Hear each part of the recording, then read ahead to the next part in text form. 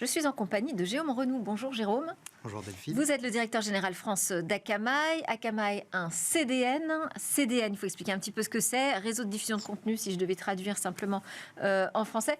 C'est un peu l'épine dorsale d'Internet. En fait, vous êtes en charge de la distribution la plus rapide possible des contenus en mettant des serveurs positionnés géographiquement au plus proche des utilisateurs.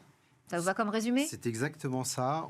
On soutient et protège la vie en ligne des utilisateurs. Nous sommes aujourd'hui la plateforme la plus distribuée au monde en termes de nombre de serveurs. Et on a 3 piliers principaux dans nos activités. Donc le CDN, comme vous l'avez dit, un très grand réseau de diffusion. Le deuxième qui est la cybersécurité, d'où provient la majeure partie du revenu d'Akamai. Donc aujourd'hui, on est plutôt un acteur de la cybersécurité. Oui. Et le troisième pilier, qui est le cloud computing. Ah oui, parce que quand on est comme ça un acteur incontournable de tout ce qui passe comme trafic numérique, on est forcément obligé aujourd'hui de s'intéresser et de commercer aussi de la cybersécurité. Alors quand je vous ai rencontré justement, c'était aux Assises de Monaco, donc un événement dédié à tous ces experts sur la cybersécurité. Vous m'avez parlé d'un chiffre qui, je veux dire, m'a laissé sans voix. 83% du web vient des API, ce qui pose un défi majeur en matière de sécurité. Alors, expliquez-nous, peut-être rappelez déjà ce qu'est une API et pourquoi c'est un défi aujourd'hui. Alors, les API sont des interfaces de programmation. L'API est une passerelle entre des réseaux internes et des réseaux externes. C'est-à-dire que pour mettre à disposition des données sur le marché, à travers typiquement tous les icônes que vous avez sur votre téléphone qui vous permettent d'accéder à des services, il faut une interface. Cette interface, c'est une API qui va se connecter avec des services qui vont vous donner accès à ces données. Donc c'est des petits programmes, en fait. Il faut la connexion entre différents services, entre différents objets aussi, parce qu'on a une explosion des API liées à tout cet environnement au monde de l'IoT. Des objets connectés. Exactement. Pourquoi cette explosion des API, qui change un peu la manière dont le trafic s'organise sur Internet, pourquoi ça crée un défi majeur de cybersécurité ? Alors, c'est la transformation digitale qui a accéléré drastiquement le nombre d'API mises à disposition sur le marché. La plupart des acteurs sur le marché doivent mettre à disposition et surtout doivent ouvrir leur système d'information vers l'extérieur pour collaborer avec des parties tierces, pour collaborer avec des fournisseurs, pour proposer des services. Donc typiquement, vous allez avoir accès au compte de votre compagnie aérienne, à votre accès sur votre site de commerce préféré. Vous allez pouvoir commander votre voiture électrique à distance et injecter des trafics GPS, monitorer le niveau de la batterie, etc. Donc, piloter mes différents réseaux sociaux. Exactement. À travers une tout API. Ça fonctionne par des API, à travers des API. Ce sont les API qui permettent d'avoir accès à ces services. Mm-hmm. Donc les acteurs du B2B et du B2C aujourd'hui sont condamnés à ouvrir leur réseau, donc à s'exposer davantage, à exposer leur surface d'attaque à des hackers, à des failles de sécurité. Oui, et quand vous dites ouvrir leur réseau, c'est ouvrir jusqu'au cœur du réseau ?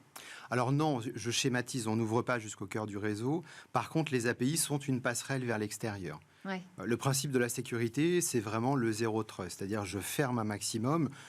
Plus j'ouvre et plus je propose des services à valeur ajoutée, et plus je vais devoir donner accès à des informations. Et à partir de là, je donne accès j'ouvre des failles de sécurité et je donne accès à de nouvelles logiques d'attaque qui n'ont peut-être pas encore été suffisamment étudiées, qui ne sont pas encore suffisamment abouties. Et c'est bien là tout le problème des API. Les API, aujourd'hui... Donc elles ne sont pas suffisamment sécurisées, ces API ? Elles sont globalement non pas encore suffisamment sécurisées. D'après les études du Sens Institute, alors c'est un gros institut américain, il y a 50% des personnes interrogées qui pensent avoir pris des mesures basiques pour protéger les API et seulement 29 qui ont pris vraiment des mesures adaptées à la protection des API. Alors des mesures basiques, ça veut dire quoi ? Ça veut dire qu'un WAF, c'est-à-dire un Web Application Firewall que tout le monde a parce que c'est le niveau de protection... j'ai envie de dire vraiment élémentaire, oui. Va offrir un premier niveau de sécurité des API, mais qui va être très basique. Ils ont aussi des passerelles d'API. Alors ces passerelles, elles vont autoriser des utilisateurs. Autoriser, ça veut dire que je vérifie qu'un utilisateur est le bon et je lui donne accès à un certain service. Un Web Application Firewall, il vérifie que des requêtes ne sont pas malveillantes, ne sont pas mal formées et je les laisse passer. Par contre, on ne sait pas si derrière, il y a des abus, par exemple, de logique d'utilisation d'une API.